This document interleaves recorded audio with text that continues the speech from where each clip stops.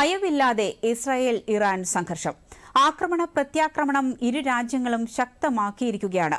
Iran തലസ്ഥാനമായ ടെഹ്റാനിൽ Israel ആക്രമണത്തിൽ ജനവാസ കേന്ദ്രങ്ങളിലേക്കും ആശുപത്രികളിലേക്കും ബോംബ് വർഷമുണ്ടായി.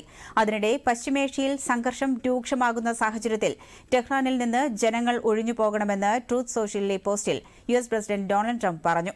ടെഹ്റാനിലെ ചില ഭാഗങ്ങളിൽ നിന്ന് ഒഴിഞ്ഞുപോകാൻ ഇറാൻകാരോട് ഇസ്രായേൽ സൈന്യം നിർദ്ദേശിച്ചതിന് പിന്നാലെയാണ് ട്രംപിന്റെ പ്രതികരണം.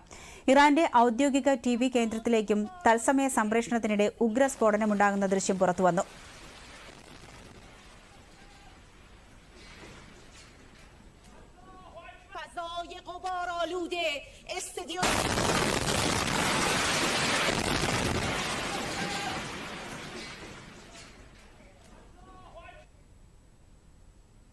ഇറാന്റെ സൈനിക വ്യൂഹത്തെയും ഇസ്രായേൽ ആക്രമിച്ചു. അതേസമയം ടെല്ലവീവിനെയും ഹൈഫയെയും ലക്ഷ്യമിട്ട് ഇറാൻ മിസൈൽ ആക്രമണം ശക്തമാക്കി. ടെല്ലവീവിലെ യുഎസ് എംബസിക്ക് സമീപവും ഇറാന്റെ മിസൈൽ പതിച്ചു.